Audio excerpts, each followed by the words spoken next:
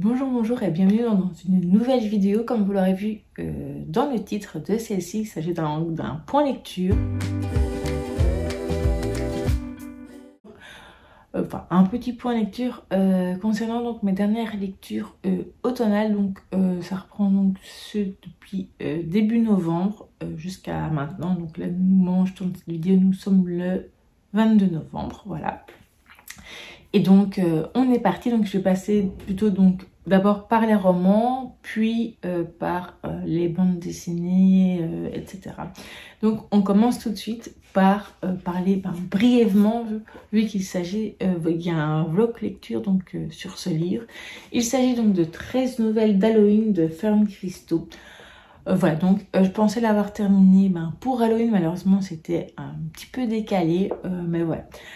Sachez juste que j'ai passé un très bon moment de lecture et je vous invite pour plus de détails à aller voir ce vlog lecture. Je vous mettrai la vidéo en barre d'infos.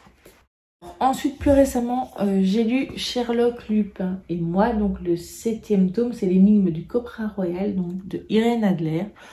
Donc dans cette série jeunesse de romans policiers, on y suit Sherlock Holmes, Arsène Lupin et leur amie Irène Adler, donc durant leur adolescence. Je pense de mémoire qu'il y a au moins 17 ou 18 tomes. Je vous mettrai ici si je me suis trompée, s'il y a plus ou si c'est bon, voilà. Ce que j'aime bien dans cette série, donc on y a une enquête, mais également on continue l'évolution du fil rouge, donc de leur histoire personnelle également. Et ça c'est vraiment toujours très bien fait. Donc dans ce tome on est à Londres et notre trio va aider un ami du majordome d'Irène, et donc voilà. C'est toujours l'intrigue est toujours bien ficelée. Je n'avais pas du tout deviné la raison du pourquoi, etc. C'était vraiment super, c'est toujours très surprenant. Et voilà, donc je vous conseille fortement de découvrir Sherlock, Lupin et moi.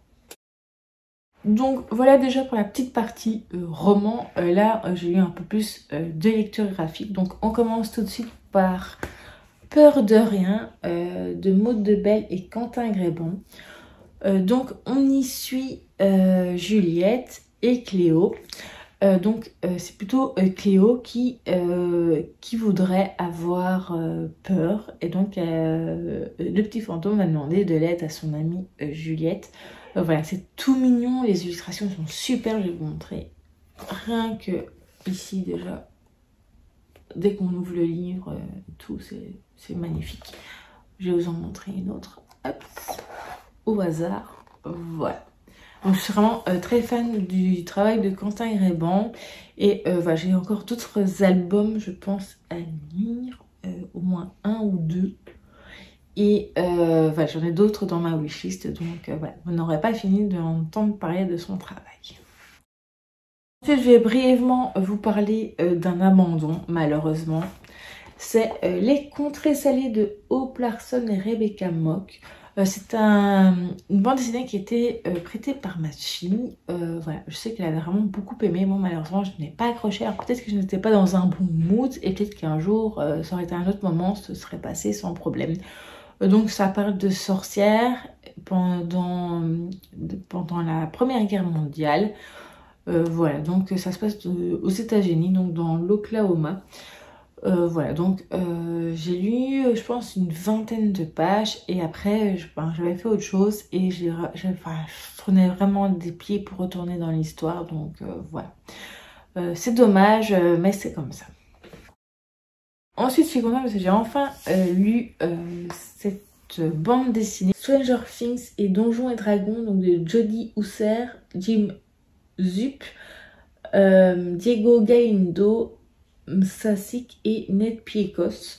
Voilà, donc par contre, cette bande dessinée, je vous conseille d'avoir vu la série, les 4 saisons, sinon vous allez être largué, car en fait c'est toutes des petites histoires. Et voilà, il faut avoir vu quand même la série, parce qu'il y a quand même pas mal de références. Moi j'aime plutôt bien le graphisme. Voilà.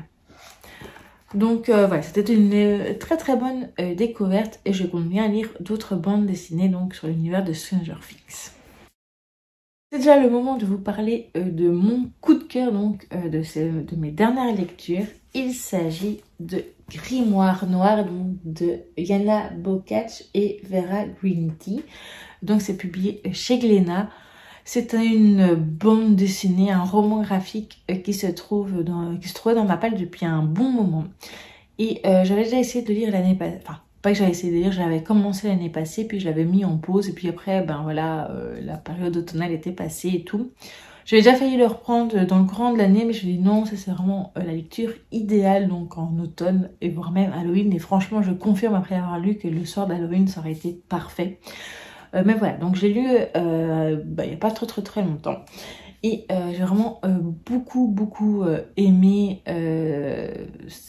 l'histoire. Donc on y suit, comment il s'appelle, Bucky Orson, qui est donc un jeune homme qui va enquêter sur la disparition de sa petite sœur.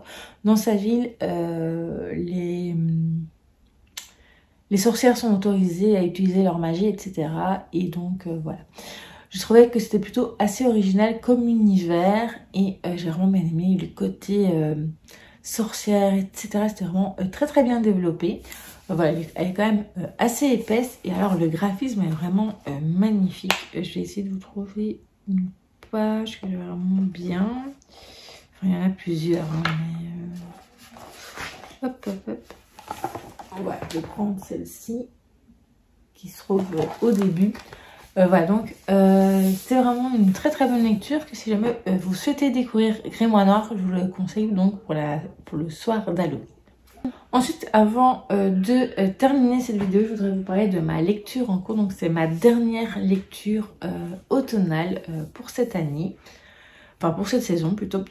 Donc c'est Mémoire de la forêt, donc le tome 2, les carnets de Cornelius Renard, donc de Michael Brin-Arnaud. Alors je ne peux pas vous en dire beaucoup vu que je suis vraiment au tout début. Je pense que j'ai lu le prologue et j'ai commencé le premier chapitre. Donc voilà, je suis ravie de retourner à Belle Écorce parce que j'ai vraiment beaucoup aimé le premier tome.